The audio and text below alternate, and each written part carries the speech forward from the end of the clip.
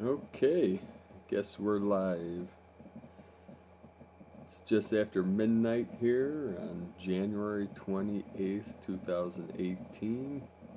I've been wanting to shoot a video for a while about the code of 64 and the matrix, the simulation, this holographic projection that we're living in. Now, let's clarify the matrix is an ancient term from La Matrica, Ma being a feminine, the water, like Mary, Marine, Mariner, and Trix, Trix, is from Trika, divinity, divine, sacred, so it could be translated as divine water. Without water there is no life.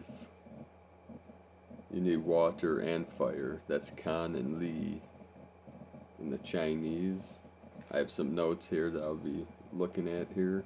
The Kan and the Li, the yin and the yang. Kan, water, which is yin, the feminine, and Li, Li, in Chinese, is fire. Now I'm probably going to do a presentation in the future with a lot of images and videos and stuff, because this is a huge subject, this code of 64, and the matrix. You see this 64 symbolism throughout many mystical traditions. I've been researching this information for about 30 years, since I was about 14 years old. So 64, I'm going to start with, think of computers. You have 32-bit, 64-bit.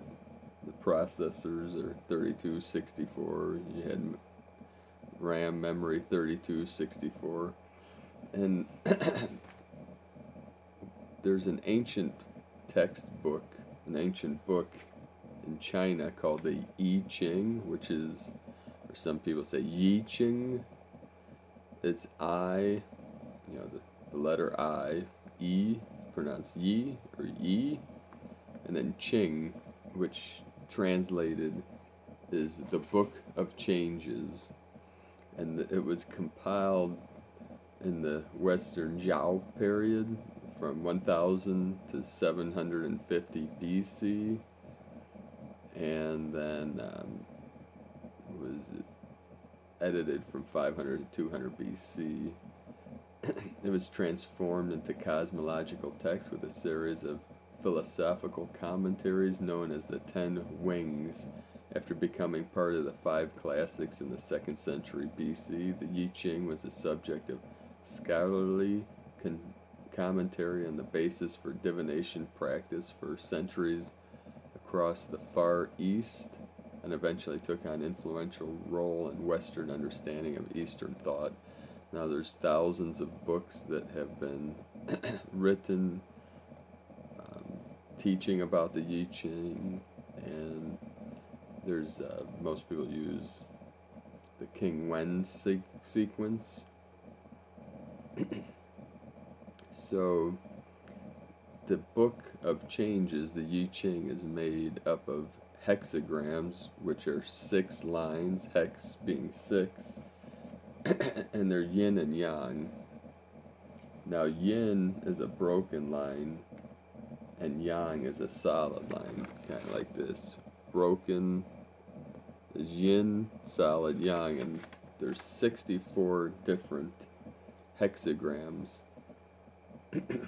which would be 6 solid lines and then 6 broken lines, making 2, and then different configurations of those would be 3 broken, 3 solid, 3 solid, 2 broken, and so on. I'll show you here all the 64 so you kind of get a better idea. Not sure if you can see this okay.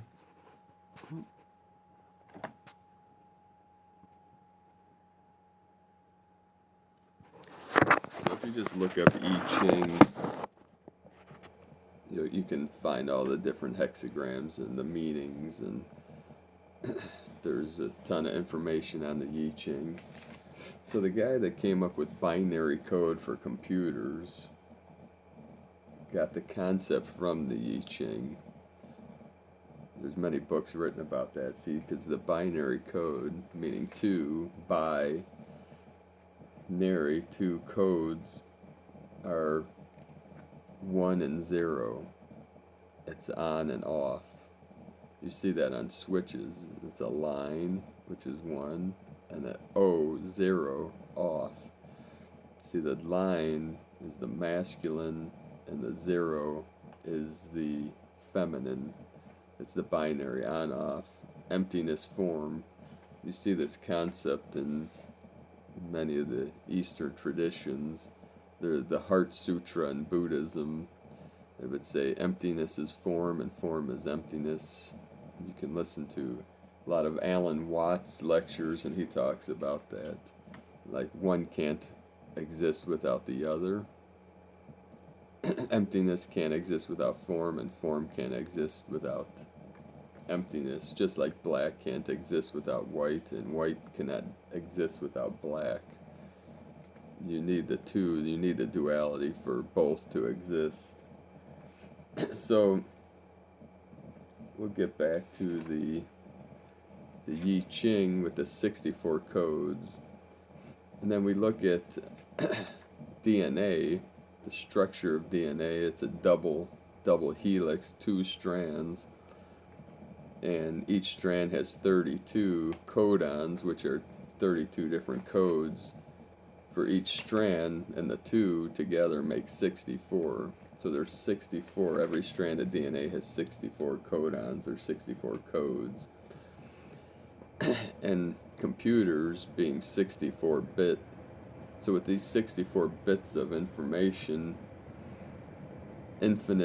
virtually infinite, seemingly infinite simulations can be created with the 64 bits of information. Just like the I Ching, the Book of Changes was also the Book of Fortune. Now, they use these hexagrams for divination, which was basically telling the future. They believed all the ancient Taoists, the Taoist masters and the Buddhist masters believed that in a concept called fate, that your DNA basically decided, it was already pre-written what your fate is. So they believed until you woke up from this dream or the matrix or this illusion, you were basically a prisoner to fate. So they use these concepts to potentially break free from the code that's written in your DNA, the code that's written into eternity, written into this environment, that we have the potential of freeing ourselves from the cycle of birth and death, from the matrix, from the prison of duality in our senses, and to transcend and to ascend from this realm into reality, from this dream into what is real. So also you can look at a chessboard is 64 squares, black and white. There you have duality again, on and off, and there's virtually infinite games that can be played on a chessboard based on the different moves you can make, the time that those moves are made, and so on. So this, based on these 64 codes within our DNA and all DNA, and then the 64-bit simulations, that the universe being holographic in nature uses that code of 64. And the flower of life you see throughout the ancient cultures, which, if you watch Nassim Haramein, he's a quantum physicist, he says that within the flower of life image, I'm going to pull that up on Google Images, so if you've never seen the flower of life, Let's see if we can get a good. This sacred geometry.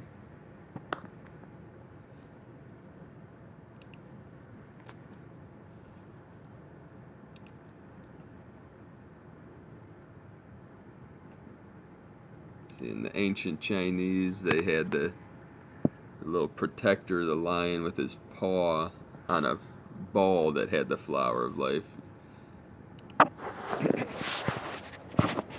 On the seam also had said they found a stone in ancient Egypt where the flower of life is laser etched into the atomic structure of the stone, meaning if you slice that stone up into 1,000 pieces, that image would be on every piece of that stone. You could check out his work on YouTube, Nassim. He has hours of lectures.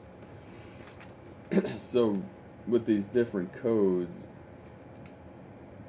being 64 in the DNA, and if you look into the I Ching and the different hexagrams, you could spend years just researching the I Ching.